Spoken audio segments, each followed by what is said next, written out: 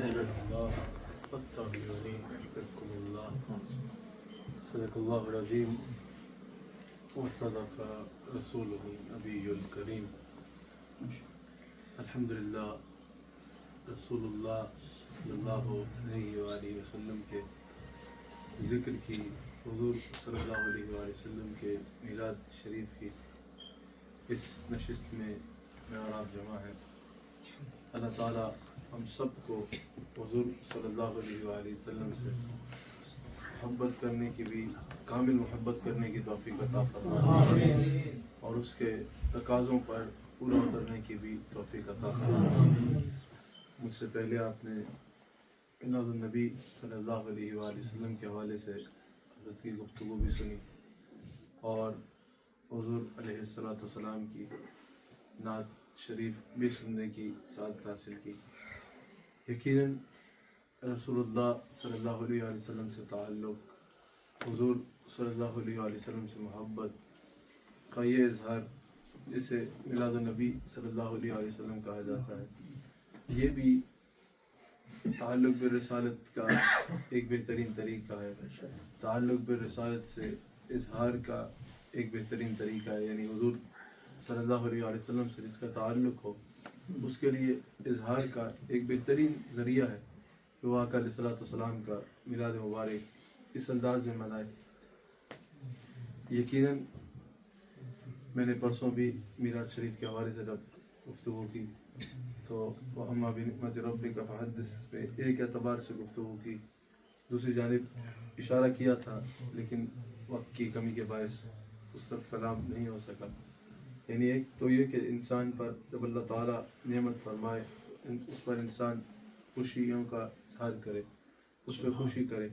اور اس پہ امام سیوطی کا فرمانا اور اعلیٰ حضرت امام احمد رضا خان بریلوی رحمۃ اللہ تعالیٰ علیہ کا ارشاد فرمانا کہ سب سے بڑی نعمت، سب سے بڑی رحمت، سب سے بڑا فضل اللہ تعالیٰ کا رسول اللہ صلی اللہ علیہ وآلہ وسلم کی ذات اقدس ہے۔ تو اس پر اس کا چرچہ کرنا، اس کی خوشی کرنا، وہی ایک انداز اس کا یہ بھی ہے کہ جس پر اللہ تعالیٰ نعمت فرماتا ہے ظاہر ہے خوشی اس کو ہوتی ہے۔ میلاد شریف کا تعلق فرض، واجب یا نہ منائے تو اس پر شریعت کا حکم کیا آتا ہے یا فتویٰ کیا آتا ہے، اس کا ساتھ نہیں ہے۔ میلاد شریف کا تعلق ایک محبت کے ساتھ ہے، ایک محبت کی کیفیات کے ساتھ ہے، ایک تعلق رسالت کا نام ہے۔ اب مثال کے طور پہ یہ تو رسول اللہ صلی اللہ علیہ وآلہ وسلم کے میلاد کی خوشی ہے، حضور کی ولادت کی خوشی ہے۔ آپ کے گھر میں اگر بچے کی ولادت ہو، آپ کے گھر میں اگر کسی کی ولادت ہو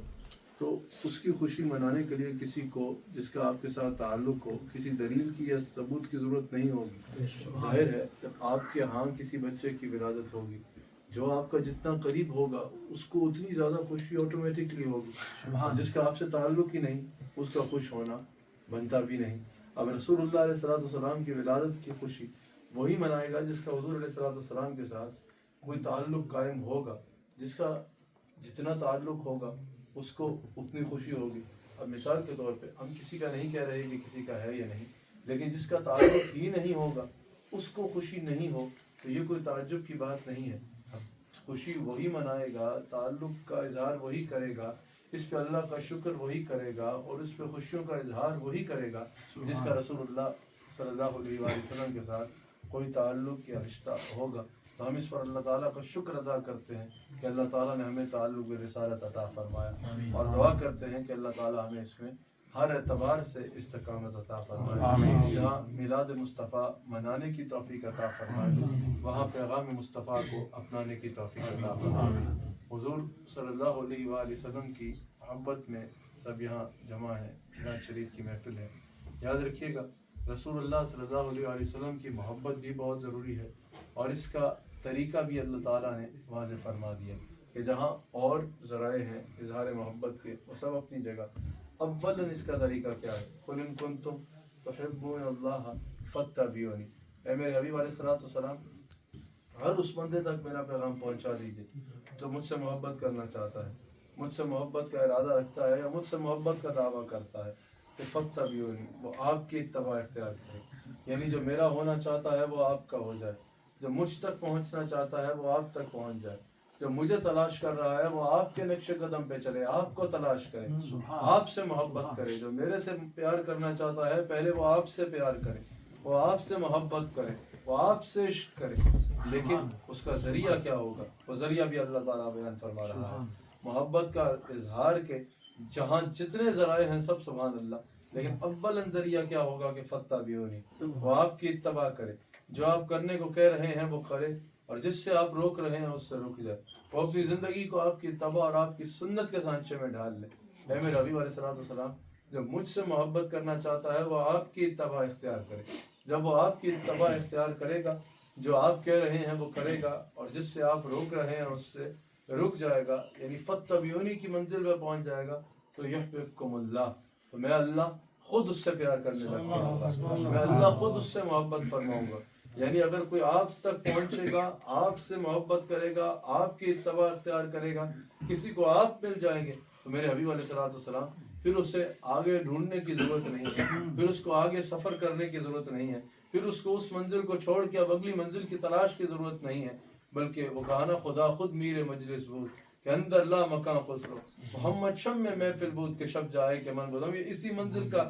یہ جو ہے فتح بیونی کی منزل کی طرف ہی اشارہ ہو رہا ہے کہ اس منزل پہ جب جاؤ گے تو اس سے آگے کوئی منزل کی طرف ڈھونڈنے کی ضرورت نہیں ہے کہ اللہ کوئی فنا فی اللہ کی منزل پہ پہنچنا ہے، یا وہ آگے کسی منزل پہ جائیں گے تو پھر اللہ کا پتہ ملے گا۔ کہا جب حبیب علیہ السلام کے ہو جاؤ گے تو یحببکم اللہ، میں اللہ وہیں پہ تمہارے سے محبت کرنے لگ پڑوں گا، میں اللہ تم سے اعلان محبت فرماؤں گا، اللہ خود تم سے پیار کرنے لگ پڑے گا۔ پہلے تم کہتے تھے کہ تمہیں اللہ سے پیار ہے، جب حبیب علیہ السلام کے غلام ہو جاؤ گے تو اللہ فرمائے گا کہ میں اس سے پیار کرتا ہوں۔ اعلیٰ حضرت نے فرمایا نا با خدا خدا کا یہی ہے در، نہیں اور کوئی مفر مقر، جو وہاں سے ہو یہیں آ کے ہو، جو یہاں نہیں وہ وہاں نہیں۔ اس سے مراد یہی ہے کہ جب کوئی رسول اللہ صلی اللہ علیہ وسلم کا ہو جائے، رسول اللہ صلی اللہ علیہ وسلم کا دامن رحمت تھام لے گا، تو پھر اللہ تک پہنچنے کے لیے اس کو کچھ اور کرنے کی ضرورت نہیں ہے۔ جب رسول اللہ علیہ السلام سے محبت کرے گا تو پھر اللہ خود اس کو اپنا پیارا بنا لے گا، اللہ خود اس سے محبت کرنے لگ پڑے گا۔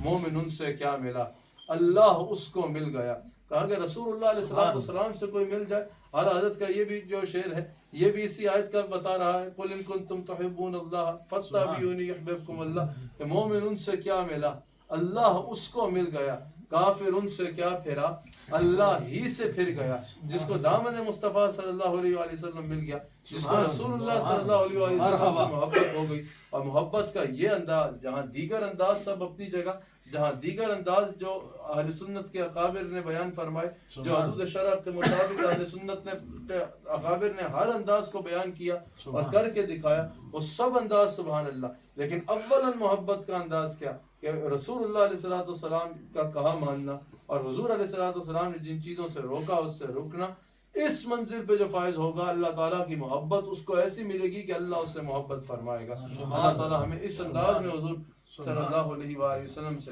محبت کرنے کی توفیق عطا فرمائے، جہاں حضور صلی اللہ علیہ وآلہ وسلم نے یہ ارشاد فرمایا کہ اس وقت تک کوئی مومن نہیں ہو سکتا جب تک وہ اپنی ہر شے سے بڑھ کر، حتیٰ کہ اپنی جان سے بھی بڑھ کر مجھ سے محبت نہیں کرتا۔ وہی رسول اللہ صلی اللہ علیہ وسلم نے یہ بھی ارشاد فرمایا کہ اس وقت تک کوئی مومن نہیں ہو سکتا جب تک وہ اپنی تمام خواہشات کو میری خواہش کے تابع، میرے فرمان کے تابع نہیں کر لیتا، میری بات کے تابع نہیں کر لیتا، جب تک اس کی ہر خواہش پر میرے حکم کا یعنی غلبہ نہیں آ جاتا، گویا کہ جب تک اس کی ہر خواہش سے بڑی خواہش یہ نہیں ہو جاتی کہ رسول اللہ صلی اللہ علیہ وسلم نے جو کہا میں نے وہ کرنا ہے، اور جس سے رسول اللہ صلی اللہ علیہ وسلم نے روکا اس سے میں نے رک جانا ہے، جو اپنی ہر خواہش پر رسول اللہ صلی اللہ علیہ وسلم کے فرمان کو اور خواہش کو ترجیح نہیں دیتا، تب تک وہ کامل ایمان والا نہیں ہو سکتا۔ جہاں حضور صلی اللہ علیہ وسلم نے اپنے سے محبت کرنے والوں کو یہ مجدہ جافزہ سنایا کہ جنت میں ساتھ لے کے جاؤں گا، فرمایا جس نے مجھ سے محبت کی اس کو جنت میں ساتھ لے کے جاؤں گا۔ وہیں پھر بتایا کہ مجھ سے محبت کس نے کی، فرمایا جس نے میری سنت سے محبت کی اس نے مجھ سے محبت کی، اور جس نے مجھ سے محبت کی اس کو جنت میں ساتھ لے کے جاؤں گا۔ تو رسول اللہ صلی اللہ علیہ وسلم کی سیرت ہو یا حضور صلی اللہ علیہ وسلم کی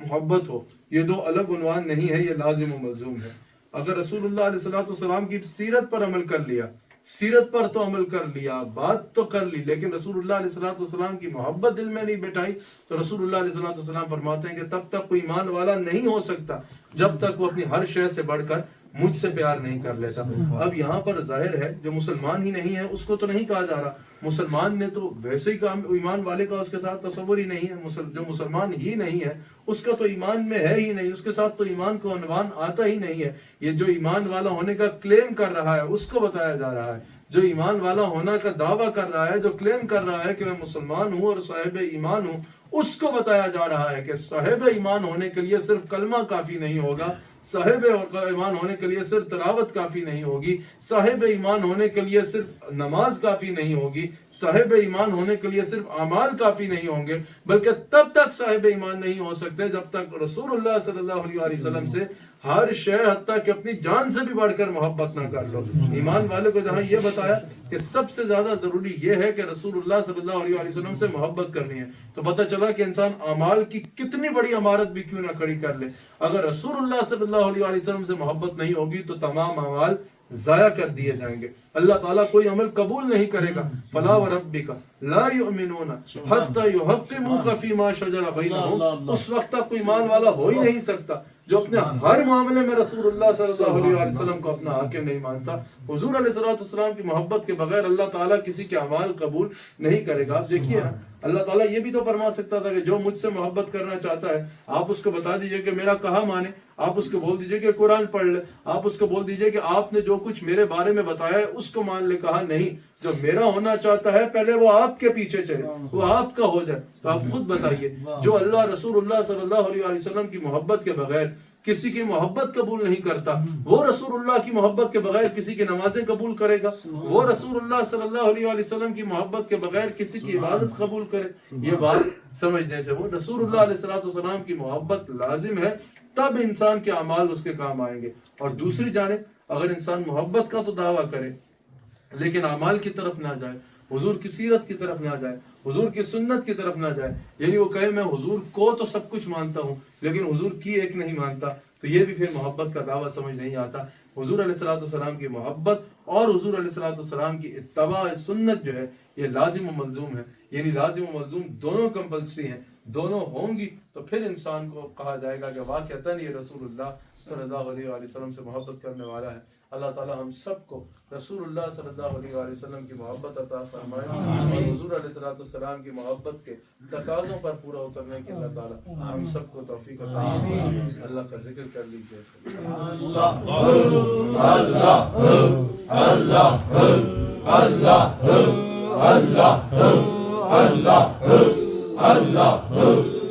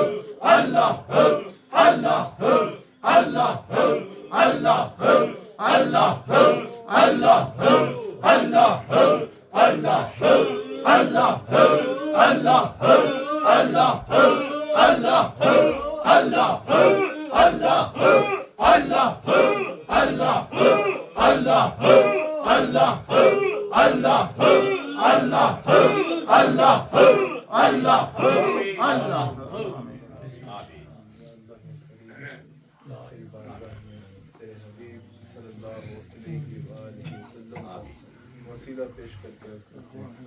ہم سب کا یہاں میلاد النبی صلی اللہ علیہ وآلہ وسلم کی خوشی میں جمع ہو کر تیرا ذکر کرنا، تیرے حبیب صلی اللہ علیہ وآلہ وسلم کا ذکر کرنا، یا اللہ اس کو اپنی بارگاہ میں قبول فرما، یا اللہ یا کریم اس کو ہماری آخرت کے لیے وسیلہ نجات بنا، یا اللہ یا کریم ہمیں تو اپنی اور اپنے حبیب صلی اللہ علیہ وآلہ وسلم کی کامل محبت عطا فرما، یا اللہ یا کریم اس محبت کے تمام تقاضوں پر پورا اترنے کی توفیق فرما، یا اللہ یا کریم فضل و کرم فرما، جتنے یہاں حاضر ہیں ہم سب کا تعلق رسول اللہ علیہ السلام سے مضبوط کرنے کے لیے آمین، ہم سب کو تقوی عطا فرما، آمین، ہمارے سینوں کو کما حق کو نور ایمان سے منور، آمین، یا اللہ یا کریم ہمیں توبۃ النصوحہ کی توفیق، آمین، یا اللہ یا کریم سیدنا محمد رسول اللہ صلی اللہ علیہ وآلہ وسلم کا وسیلہ پیش کر کے عرض کرتے ہیں، یا اللہ تم ہم سب کے دلوں میں چھپے ہوئے بھیتوں سے واقف ہے، یا اللہ یا کریم ہم سب کی جائز دعاؤں کو قبول فرما، جائز مرادوں کو پورا فرما، یا اللہ یا کریم ہم سب کی مشکلات کو دور فرما، یا اللہ یا کریم ہم سب کو رسول اللہ صلی اللہ علیہ وسلم کا وفادار رہنے کی توفیق، یا اللہ یا کریم ہمارے شیخ کامل کو عمر دراز بالخیر عطا فرما، ربنا آتنا فی الدنیا حسنہ وفی الآخرۃ حسنہ وقنا عذاب النار.